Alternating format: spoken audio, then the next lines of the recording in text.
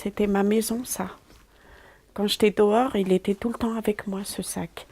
Tout le temps, je le trimballais partout. Zara Lasfer, sans abri depuis une dizaine d'années, a enfin trouvé un toit pour l'hiver. Éric Delancret lui a ouvert sa porte. Il fait partie d'un réseau d'entraide, le 115 du particulier. Il est volontaire pour accueillir des personnes en difficulté. Mais à l'idée de vivre chez un inconnu, Zara a d'abord eu peur. C'est la présence de la fille d'Éric qui l'a décidé. Ça m'a un petit peu soulagée.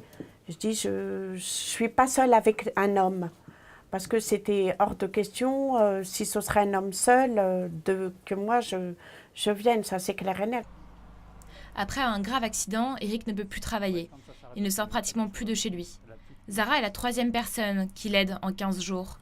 Aucune mauvaise surprise pour l'instant, mais au moindre écart, il sait qu'il arrêtera tout. Les gens me disent fais attention à toi parce que tu ne connais pas les personnes et donc tu ne sais pas qui tu vas accueillir. Mais je pense que dès l'instant qu'on parle à une personne dehors, que ce soit une inconnue, à ce moment-là, il faut être méfiant. Donc à ce moment-là, on parle plus à personne. Pour Jeudi Noir, l'association qui réquisitionne des logements vacants, le 115 du particulier part d'un principe généreux. Mais derrière la confiance se cache parfois une prise de risque. On a des exemples de personnes qui ont accueilli quelqu'un chez elles et qui, au final, la personne les met dehors, les jette dehors, la personne accueillie devient violente et met le propriétaire ou le locataire en titre à la porte, quasiment de force. Pour les défenseurs des mal logés, le squat ou des initiatives comme le 115 restent des alternatives temporaires.